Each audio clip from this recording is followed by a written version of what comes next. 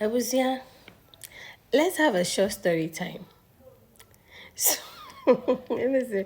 So you see how something happens to you, and for some reason, you just want to like something traumatic, and you just want to block it from your memory. You don't want to remember it. Something happened 11 years ago, and for some reasons, I didn't want to talk about it till recently. I've been seeing several people post about it online. Me and Kani Bebre, it all boils down to me being nearly kidnapped. So, somewhere 2014, December, can't recall the exact date in December, but I know it was in December because I had a break from work for some time. I think I had about 3 days break from work. So I decided to go to my mommy's shop to help her. So that fateful day, we closed up her shop. I went to help in the morning, so we closed up the shop in the evening. And then, unfortunately, I left the keys to the house in the shop and then I locked it up. So when we go home, we started looking for the keys to open the main door and then we realized I'd left it. My mom was angry, of course, because like we were late and then now that we are home, we want to just like wash down and then sleep and the keys nowhere to be found. So I quickly went back to the shop again. Like I boarded a taxi and went back to the shop. Now when I got to the shop, I picked the key.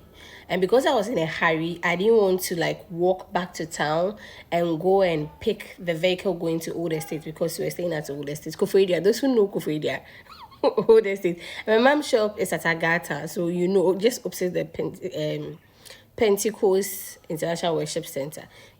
By the way, let me put in some small adverts. So if you want to buy bags, any type of thrift bag, be it school bag, lunch bag, traveling bag, any type of bag at all, go there. My mom will sort you out. In fact, if you mention my name, you get a discount, 20% discount.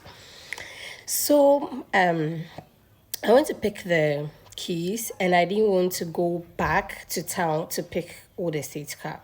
So I just stood at the junction and then got her drop in. Now, this car, I'm going to Old Estate. Those who know Koforidua very well, as I said earlier, would know what I'm talking about.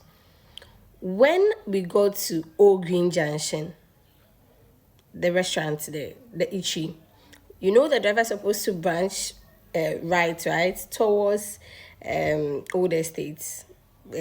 How do you call it? YMCA route. He didn't take that route, and then he was going down to like the Old Green tennis courts, that forest area zone down there. So I was like, driver, I know when I make home, me call Old Estates. Like, I'm saying I'm going to Old Estates. You're taking the wrong routes. Like, there's no way you can pass here and get to Old Estates. He didn't say anything. Then all of a sudden, I heard krr krr. This man had locked the doors from his side. So he has locked the back doors, the front door, every door. At that point, and this is like a tough man, I can't fight him. The first thought that came into my mind was, take your bag. I was holding a bag. Take your bag, hook it around his neck at the front, and pull it. Because as he will be struggling to breathe, then perhaps he will give way. Like the car will crash or something. Then they basically you get. Then the second thought that came, very silent voice, pray. So I started praying in my head. Like I decided to do the latter. So I started praying in my head. The driver kept going. I wasn't saying anything again. Then when he got to the tennis route that goes deep into the bush, all I saw was a car behind us beeping and like speeding and beeping. The horse beep, beep, beep, beep, beep, beep, beep, beep, beep, beep, beep, beep. And this driver was so furious. I kept talking to him. He was running to me. I was not ready to talk again. So he kept beeping, beeping. Then the next thing I saw was that car came to cross our car, and it's a one lane, so there's no way he could have maneuver himself and pass by the car. So that car came to overtake and then block our car. Then our driver was shouting. He rolled down his glasses and then started shouting at the, how do you call it, the other car, and was telling them to move from the way, move from the way. They weren't minding him. So eventually, he opened his door and then went out to confront the guys. It was three guys and two ladies, if I'm certain.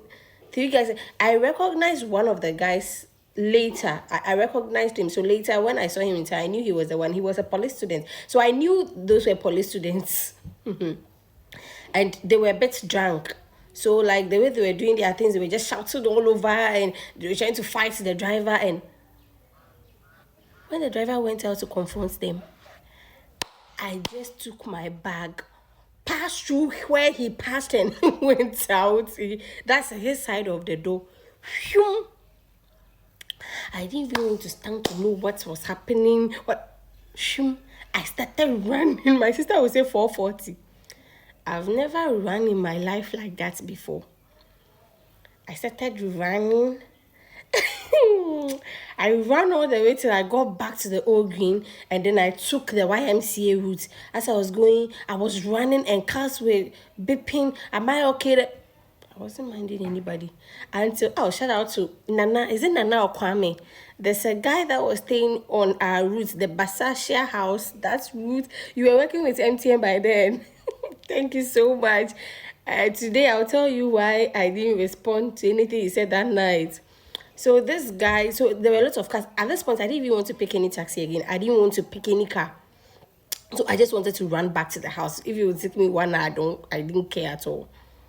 So I was running. Then when I got to that hotel at the cave, I've forgotten the name of the hotel, for YMCA cave.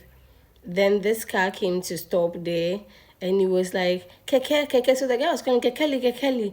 So I turned and I realized it was somebody familiar. And he was like, what's wrong with you? Come and sit down. Why are you running? What? I didn't talk. I just sat in the back of the car and I was shivering. And I was shivering. He was like, Kekeli, are you okay? Kekeli, are you okay? I didn't want to talk. I just got to. I didn't even say thank you. I just went to the room, opened the door. My mother was looking at me saying, Amoebi. She didn't know what has happened. In fact, I only told her last 2 weeks.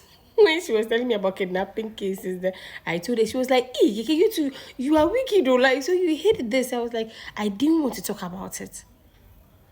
So that was how I talk of the angel. So as I was recording, my mother's call came through. So that was how I go home and I decided not to talk about the issue. Funny enough, this is not the first time that this has happened to us. I and my sister were nearly kidnapped. We were nearly killed. No, like we were nearly kidnapped and killed because we knew what that particular kidnapping case was meant for. In 2000 and was it 2 or 3? In the middle of the night, 12:31. You asked me where we're going to. It's a story for another day. So I'll say that for another day. This one, my sister can relate to the second one very well because we nearly kidnapped in a cemetery. We'll talk about that later, fam.